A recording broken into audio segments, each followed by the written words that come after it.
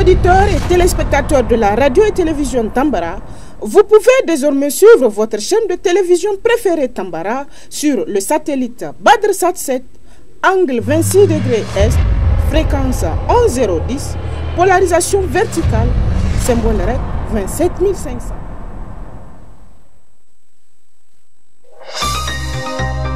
Suivez le journal avec STM Transport Voyageurs, une nouvelle façon de voyager.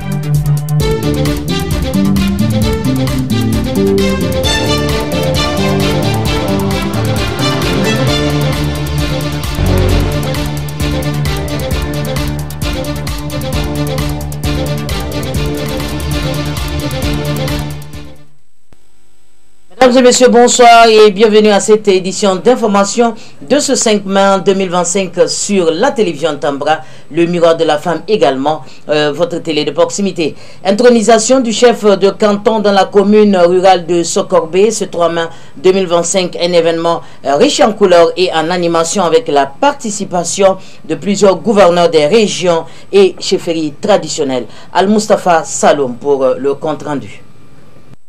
Située à 125 km de Niamey, Sokorbe, une commune rurale du département de Loga, région de Dosso, a vibré au rythme de la tradition, de la culture, surtout au rythme de la chefferie, à l'occasion de l'intronisation officielle du chef de canton de Sokorbe, l'honorable Mayaki Moussa Madougou Dakao. Un événement d'envergure qui a rassemblé les dignes fils et filles de la dite localité, dont l'actuel ministre de l'Intérieur. À cela s'ajoute la présence à cette cérémonie des délégations des chefferies des autres régions du Niger et du Nigeria. Une cérémonie marquée par des symboles de fraternité à travers des danses, chants, discours et bien d'autres activités culturelles. C'est des billets culturels très riches, très riches. Les martaba, chef de canton de la loi.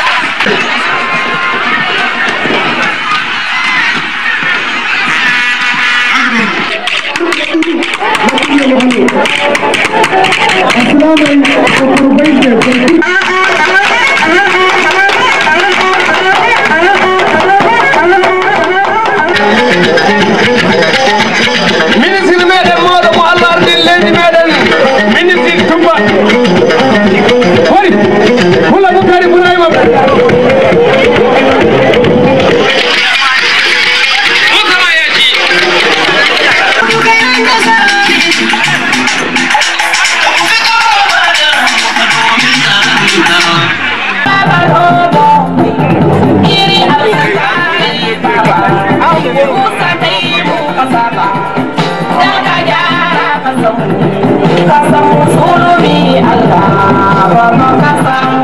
Après ces activités et animations culturelles, symbole de bienvenue et d'accueil chaleureux à l'endroit des invités, l'instant d'après est consacré au discours du gouverneur de la région de Dosso. Honorable chef de canton de Sokorbe, je profite de cette occasion pour vous adresser les chaleureuses félicitations suite à votre brillante élection pour présider aux destinées du canton de Sokorbe. Ainsi, dans cette ère de souveraineté retrouvée, nous formulons le vœu de voir les villages et hameaux qui composent le canton de Sokorbe se mettre à l'unisson autour de l'honorable Moussa Madougou pour relever les grands défis auxquels font face nos communautés, notamment les défis sécuritaires et le développement socio-économique. Honorable Moussa Madougou, vous avez la lourde tâche de fédérer autour de vous l'ensemble des chefs de village, de tribus et même des populations à cette ère de cohésion nationale afin que vos communautés continuent toujours de vivre en harmonie et en parfaite symbiose dans une atmosphère de multiculturalité.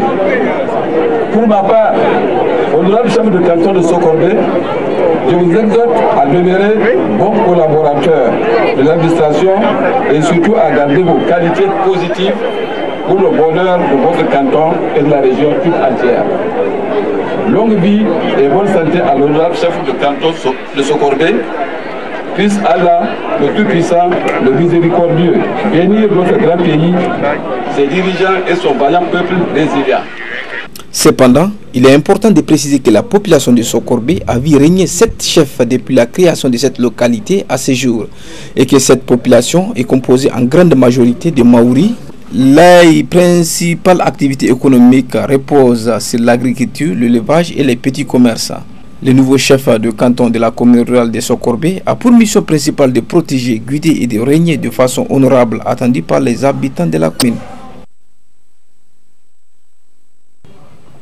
Le cadre d'action des professionnels des médias Cap Niger a organisé un dîner de presse ce dimanche 4 mai 2025 à l'occasion de la célébration de la journée internationale de la liberté de presse. À cet effet, je vous invite à suivre le président de Cap Média Niger.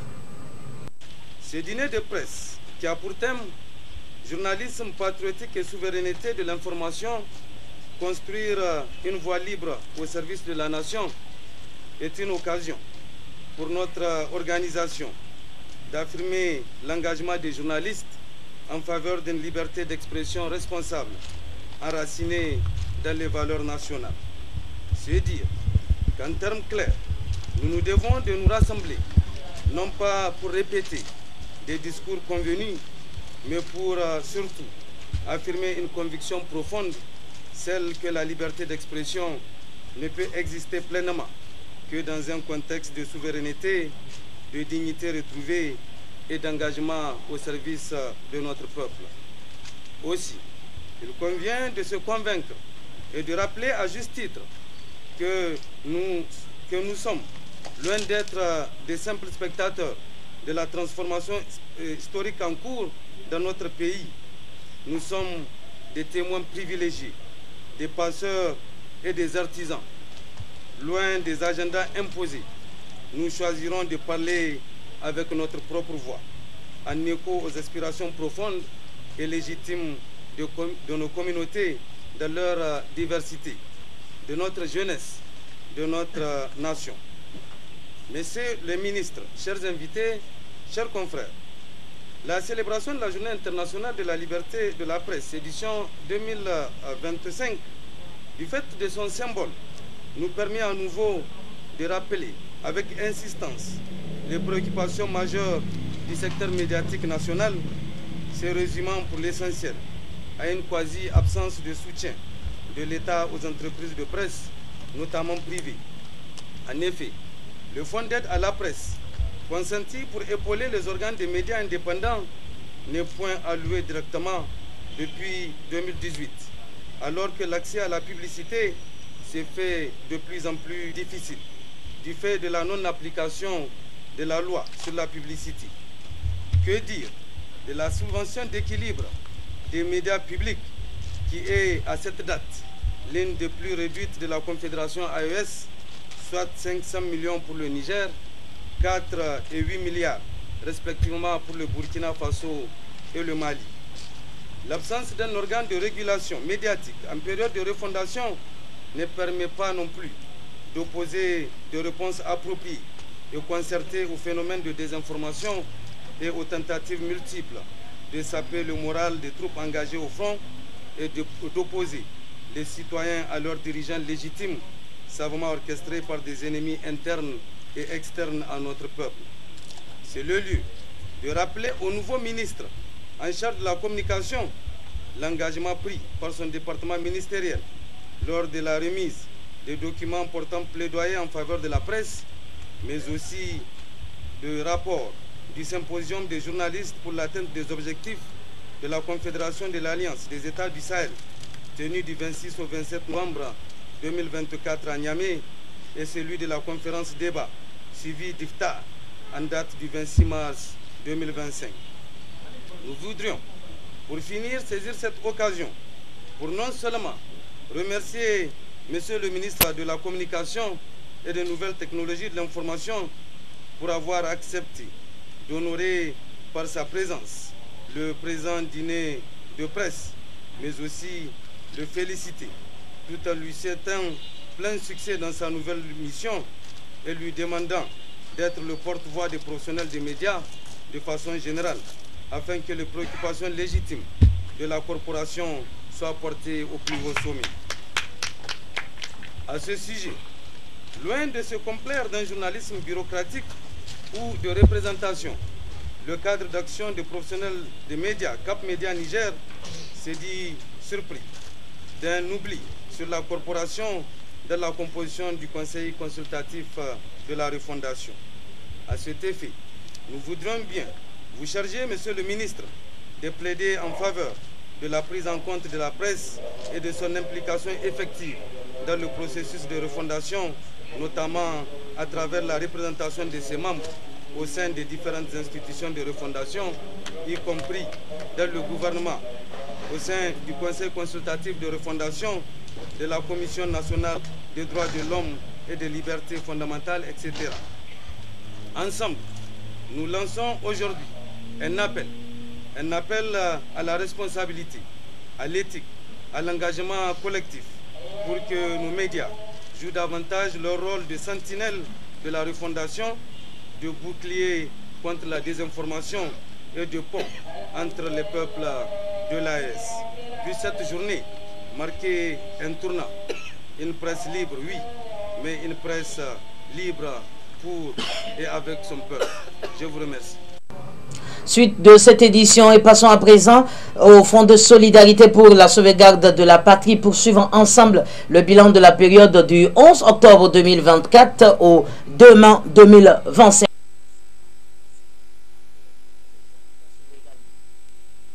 Le montant total des ressources mobilisées au 2 mai 2025 s'élève à 27 478 496 293 francs CFA, dont 5 455 764 262 francs CFA de contributions volontaires en numéraire, 4 26 124 743 francs CFA de contributions volontaires en nature et 17 996 607 288 francs CFA de prélèvement en numéraire.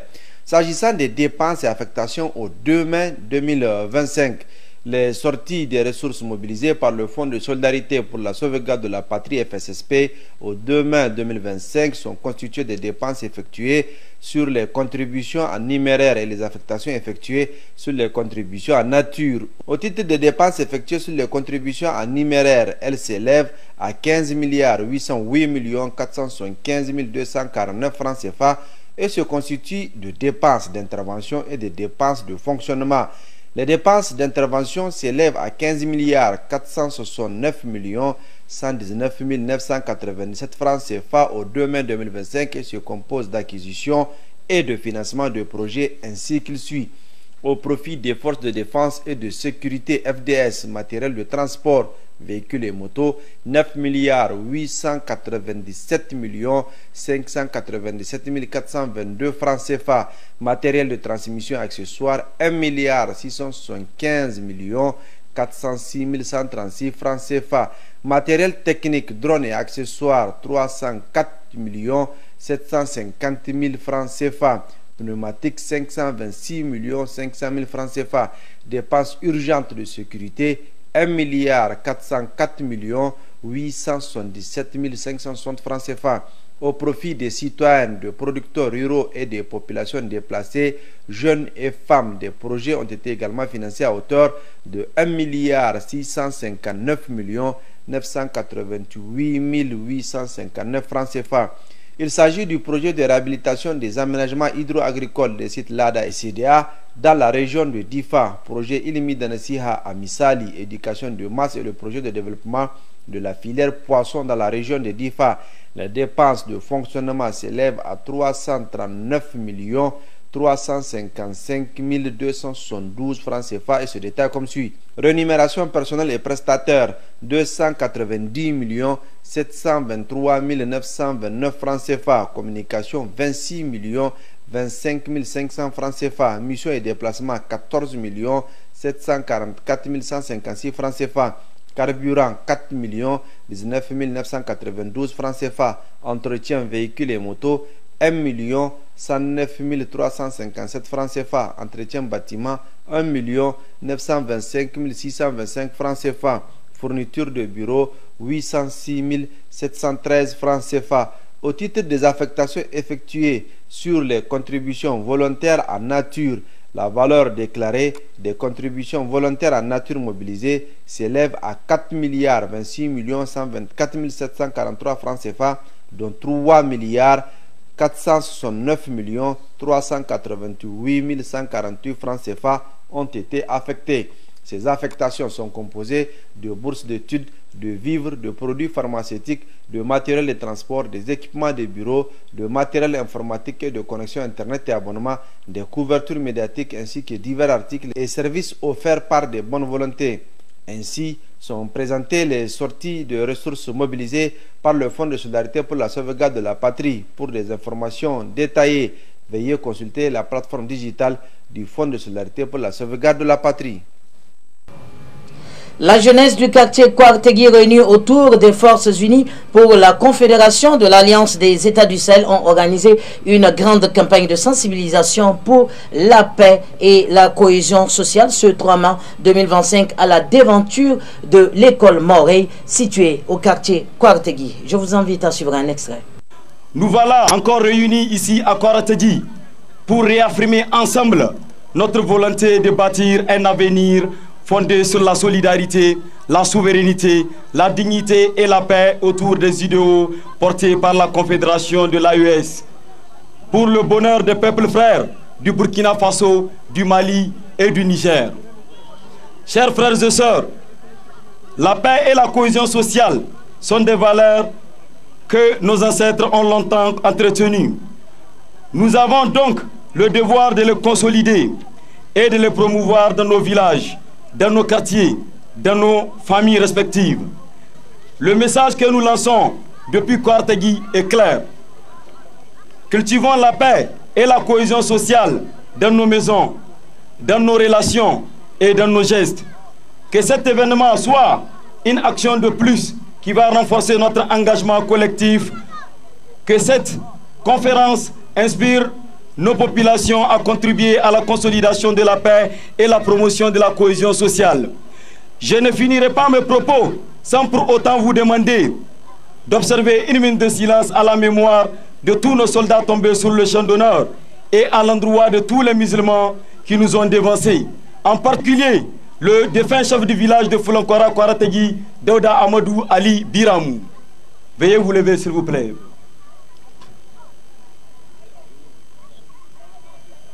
Merci. Vive la solidarité entre le peuple de la... Cette initiative qui vise à renforcer la cohésion sociale, la paix et la sécurité dans notre pays est une initiative encouragée par les plus hautes autorités de notre pays. Notre présence ici le témoigne. C'est une très grande fierté pour moi. En tant que premier responsable de l'arrondissement communal Niamey 2, qui a été choisi, et plus particulièrement le village de Kouartegui, pour abriter cette initiative. Au nom de nos plus hautes autorités, nous transmettons les remerciements aux initiateurs et nous les encourageons à aller dans le sens et nous invitons notre population à rester plus que jamais soudée, déterminée et engagée autour des autorités. Pour notre part, nous allons rassurer les responsables des différentes structures associatives, des jeunes et des femmes, de notre détermination à être à leur côté dans le combat pour la souveraineté de notre pays. Honorable chef de village de Kouartagui, je tiens sincèrement à vous encourager et à encourager toutes les structures qui vous accompagnent. Je tiens également à vous dire, comme nous l'avons toujours dit, que vous pouvez compter sur nous. Notre mission, c'est de rester à vos côtés. Notre mission, c'est d'être à l'écoute de la population. Notre mission, c'est d'accompagner et de mettre en œuvre les politiques des plus hautes autorités de notre pays. Nous avons,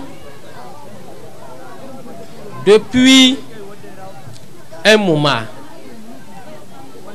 tourné dos aux forces impérialistes. Les plus hautes autorités de notre pays, au premier rang desquelles le général d'armée, son Excellence, le président de la République, Abdraman Tiani, et son premier ministre, Ali Mohamed Lamine Zen, à travers le gouvernement et le CNSP, ont défini désormais la politique de notre pays. C'est celle de la souveraineté, celle de l'engagement, celle du patriotisme. Au niveau des collectivités et au niveau des municipalités, notre mission, c'est de traduire ces aspirations en actes concrets sur le terrain.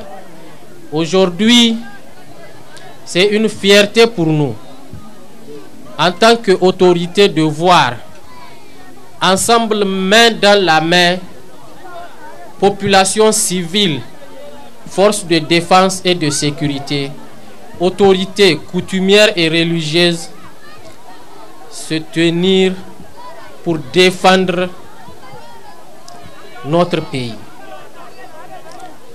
Soyez-en remerciés. Dernier élément avant la page internationale, passons à présent au bulletin de forces de défense et de sécurité, un contenu qui détermine les opérations militaires du 1er au 3 mai 2025. Ces opérations sont entre autres Nia, Damissa, Garkwa, que je vous invite à suivre. Dans le cadre de l'opération Nia, conduite sur la rive droite du fleuve Niger, un incident tragique s'est produit le jeudi 1er mai 2025. Une unité des forces de défense et de sécurité en patrouille dans le secteur de Niaktiré a été la cible d'un engin explosif improvisé dissimulé sur l'axe emprunté. Déclenché par une plaque à pression, l'engin a explosé au passage de l'équipe, causant le décès d'un soldat engagé avec bravoure pour la défense du territoire national. Face à cette douloureuse épreuve, les plus hautes autorités de l'État présentent leurs condoléances les plus émues à la famille éplorée et saluent avec une profonde reconnaissance le sacrifice de ce héros tombé en mission. Elles réaffirment leur solidarité indéfectible envers l'ensemble des forces déployées dont le courage et la détermination continuent de faire reculer les groupes armés hostiles dans une lutte quotidienne pour la paix et la stabilité. Par ailleurs, dans la localité de Tamou, un individu affilié à un réseau criminel a été interpellé grâce à la réactivité des forces de défense et de sécurité suite à une dénonciation anonyme. Le suspect tentait de participer à la prière collective du vendredi en se dissimulant au sein de la foule. Il a été arrêté sans incident et remis aux autorités compétentes pour les besoins de l'enquête. Dans la région de Dosso, dans le cadre de l'opération Damissa, le jeudi 1er mai 2025, aux environs de 15h30, les éléments du poste fixe de sécurité de Bela ont procédé à l'interpellation d'un individu suspect lors d'un contrôle de routine. Ce dernier a été appréhendé en possession d'une importante quantité de produits stupéfiants. La fouille a permis la saisie de 20 000 comprimés de D5, 5 000 comprimés d'Exol, une somme de 958 000 francs CFA en numéraire, une motocyclette de marque Cassia, 11 pièces de pagne en tissu wax. Le contrebandier, poursuivi pour introduction illégale et tentative de commercialisation de substances psychotropes a été remis aux autorités compétentes à Dosso pour les besoins de l'enquête. Le même jour, une vaste opération de ratissage a été conduite dans l'axe Bumba, Falmey, Souré, Tondisamu, Momboli, Latengu, Kare-Kopto, Zoukwara, afin de lutter contre les criminels évoluant dans la zone. Le bilan fait état de 5 personnes interpellées, 3 autres neutralisées dans la zone de Momboli suite à un contact avec l'ennemi, sans qu'aucun blessé n'ait été signalé de notre côté. 2 motocyclettes ont été saisies et une pirogue utilisée par les terroristes a été détruite. Ces personnes ont été remises aux autorités compétentes pour les suites de la procédure. Dans la région de Difa, au sein de l'opération Nelewadole, en fin de soirée du mercredi 30 avril 2025, une patrouille des forces de sécurité a procédé à l'interpellation dans la localité de Bosso de 2 individus suspectés de travailler avec les groupes armés terroristes. Les 2 suspects ont été appréhendés en possession de vivres et de divers produits qu'ils s'apprêtaient à acheminer à destination de leurs mentors terroristes. Au nord du pays, dans la région d'Agadez, dans la matinée du jeudi 1er mai 2025, les éléments du poste militaire de reconnaissance d'Ina Bangrit ont procédé à l'interpellation d'un individu soupçonné d'être un éclaireur au service de groupes armés criminels. Observé en train de rôder de manière suspecte aux abords du dispositif, l'individu semblait être en mission de repérage préalable à une éventuelle action hostile. Il a été remis aux autorités compétentes pour enquête. Plus au nord, dans le secteur de Tabarakat, à la suite d'un accident de la voie publique, une unité des forces de sécurité s'est rendue sur les lieux pour porter assistance. Grâce à une intervention rapide et coordonnée, le personnel de secours a pu prodiguer les premiers soins aux blessés sur place avant de procéder à leur évacuation vers une structure sanitaire. Une équipe est également restée sur site pour sécuriser la zone et assurer le dépannage du véhicule accidenté. Chers concitoyens, au cours des dernières 72 heures, la situation sécuritaire du pays est restée sous contrôle en dehors des incidents survenus. Toutefois, nous rappelons qu'aucun sacrifice n'est de trop pour sa nation. Les FDS poursuivront activement la lutte contre les forces obscurantistes jusqu'au sacrifice suprême. À cet effet, nous vous encourageons à accroître votre vigilance et votre perspicacité en avertissant sur toute activité ou tout mouvement suspect remarqué dans vos secteurs. Une ligne verte est mise à votre disposition pour faciliter la communication avec les FDS, renforçant ainsi la sécurité sur l'ensemble du territoire national et favorisant une paix durable. Pour les forces armées nigériennes, le 40-40. Pour la gendarmerie nationale, le 40-00. Pour la garde nationale du Niger, le 280. Pour la police nationale, le 83-83. Vive le Niger libre et souverain. Vive les forces de défense et de sécurité. Vive les citoyens résilients et engagés. Actualité hors de chez nous, à présent, au Togo fort, Gnassingbé et Adema a été élu président du Conseil national. L'article 47 de la Constitution togolaise précise que le président du parti majoritaire accède automatiquement à ce poste. Suivez plutôt. Au Togo, une nouvelle page de l'histoire politique s'ouvre. Ce samedi 3 mai 2025, le président Faure Gnassingbé a été désigné président du Conseil, devenant ainsi le premier à occuper cette fonction instaurée par la nouvelle constitution promulguée en mai 2024.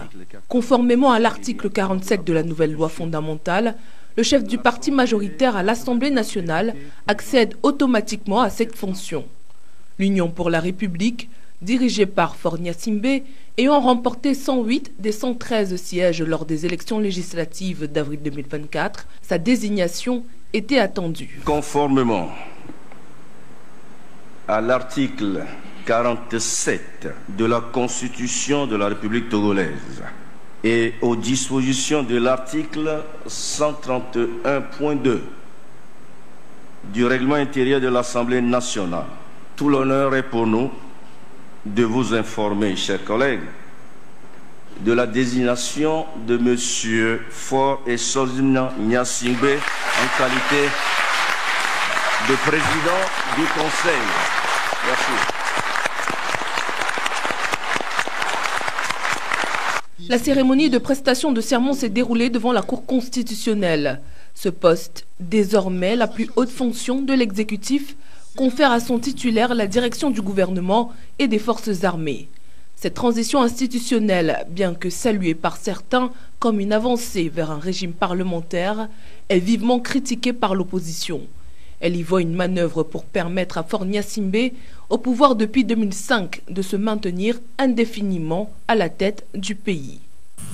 Nous, Faure Eswazimna Gnassingbé, président du Conseil désigné conformément aux lois de la République, jurons solennellement de respecter et de défendre la Constitution que la République togolaise s'est librement donnée, de remplir loyalement et fidèlement notre mission de serviteur du peuple, de nous engager à consacrer toutes nos forces à la défense de la patrie, de son intégrité territoriale et à la préservation de nos valeurs fondamentales de solidarité, de respect des droits humains, de paix et de l'unité nationale, de nous laisser guider que par l'intérêt général et le respect des droits de la personne humaine, de consacrer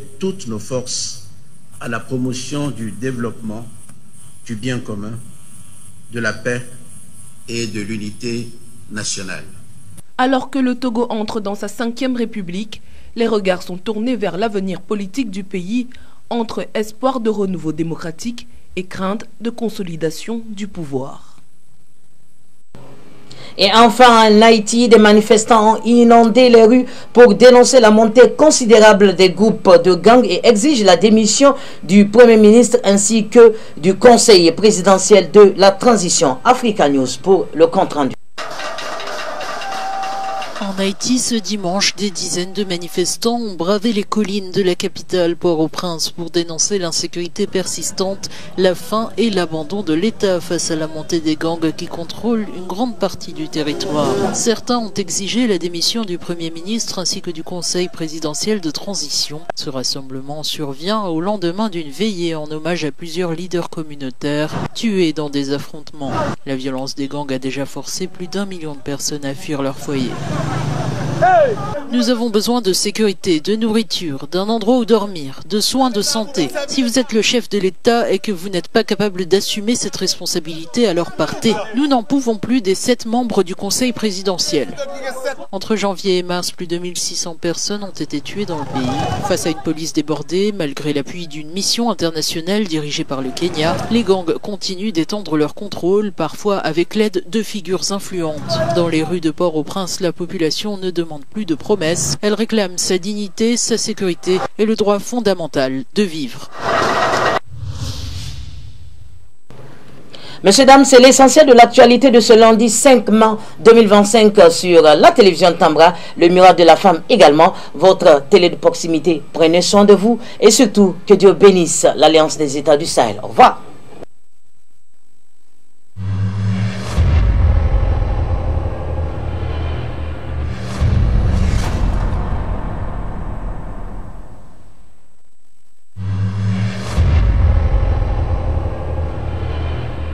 Chers auditeurs et téléspectateurs de la radio et télévision Tambara, vous pouvez désormais suivre votre chaîne de télévision préférée Tambara sur le satellite BadrSat 7, angle 26 degrés Est, fréquence 11010, polarisation verticale, symbole REC 27500.